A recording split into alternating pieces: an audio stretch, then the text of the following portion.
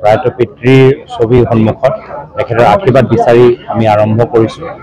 আমি ৰাইজৰ প্ৰতি কৃতজ্ঞতা জ্ঞাপন কৰিছোঁ। লগতে মোৰ প্ৰয়াত পিতৃয়ে যি শিক্ষা প্ৰদান কৰিলে তেখেতৰ প্ৰতি শ্ৰদ্ধা নিবেদন কৰিছোঁ। মোৰ মাতৃৰ প্ৰতি মোৰ পৰিয়ালবৰ্গ আৰু লগতে মোৰ দুয়োগৰাকী সন্তানৰ প্ৰতি মই নিজৰ মৰম যাচিছোঁ। আৰু যিদৰে আজি ৰাইজ ওলাই আহিছে, ৰাইজৰ পৰা আমি যথেষ্ট উৎসাহ পাইছোঁ। আজি অসমৰ ৰাইজে আমাক সাহস দিছে আৰু নিশ্চয় পৰৱৰ্তী দিনত আমি ৰাইজৰ হৈ মাত মাতি যাম। দিল্লীৰ পৰা যেতিয়া আমি প্ৰথমবাৰ বাবে অসমলৈ আহোঁ, তেতিয়া গুৱাহাটীত আহি ৰাজীৱ ভৱনত সোমাই উচিত হ'ব।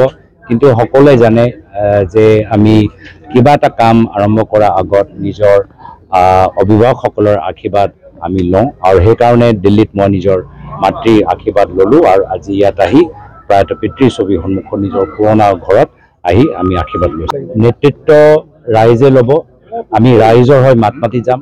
আমি ৰাইজৰ সৈনিক। কংগ্ৰেছ দল সদায় ৰাইজৰ সৈনিক হিচাপে কাম কৰি যায়। ৰাইজে যি পৰামৰ্শ দিয়ে, ৰাইজৰ যি অসুবিধা, সেইখিনিয়ে আমি মাত মাতি যাম। যিদৰে আজি বৰ্তমান সময়ত আমি দেখা পাইছোঁ যে ৰাইজক চাকৰি দিয়াতকৈ বৰ্তমান চৰকাৰে বন্দুক দিবলৈ বিচাৰিছে। ৰাইজক বানপানীৰ পৰা মুক্তি দিয়াতকৈ অপৰিকল্পিত ফ্লাইঅভাৰ বনাই আজি গুৱাহাটী আৰু বিভিন্ন অঞ্চলত আজি বানপানীত টচ নচ আজি এটা ব্যৱস্থা আৰু বাতাবৰণ আমি দেখা পাইছোঁ। ৰাইজক ধনীত কৰাতকৈ বৰ্তমান চৰকাৰৰ মন্ত্ৰীসকল আজি চুকে কোণে নিজৰ আজি গুৱাহাটীৰ ভিতৰত মাটি কিনিছে বা তেওঁলোকৰ নিজৰ সম্পত্তি বৃদ্ধি কৰিছে।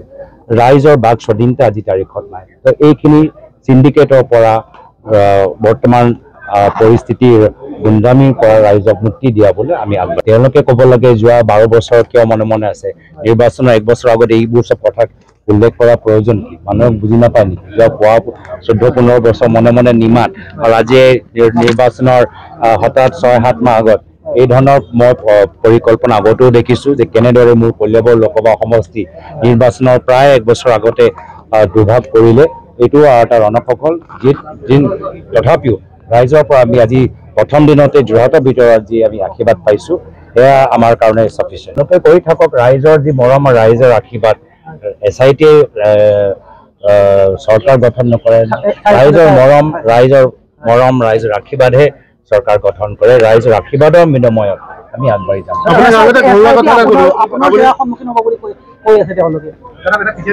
যে আপোনাৰ খুৰাকো আজি আপুনি কিন্তু এই স্থানতে লগ পাইছে, গৌৰৱ গগৈ ডাঙৰীয়া খুৰাক, দীপ গগৈকো অকণমান যদি কাষতে বিচাৰো আমি, কি ক'ব? খুৰাক যথেষ্ট আপোনাক সাহস দিছিল, কিন্তু যথেষ্ট আমাৰ আশীৰ্বাদ আমি পাই থাকোঁ। বিভিন্ন সময়ত তেখেতৰ ওচৰত গৈ আমি পৰামৰ্শ লৈ থাকোঁ। তেখেতৰ অভিজ্ঞতাৰ পৰা আমি যথেষ্ট শিকিবলৈ পাওঁ। পুৰণা দিনত যেতিয়া তেওঁ যুৱ কংগ্ৰেছ কৰিছিলে, ইমান কঠিন পৰিস্থিতিত তেওঁ আৰু মোৰ প্ৰয়াত পিতৃয়ে কংগ্ৰেছ কৰিছিলে। এনেকুৱা এটা অৱস্থাত য'ত যোৰহাটৰ সন্ধিয়া ভাগত কোনো কংগ্ৰেছৰ সতীৰ্থ বা বিষয়া ওলাই যাব পৰা নাছিলে, সেই সময়ত তেওঁলোকে কংগ্ৰেছ কৰিছে।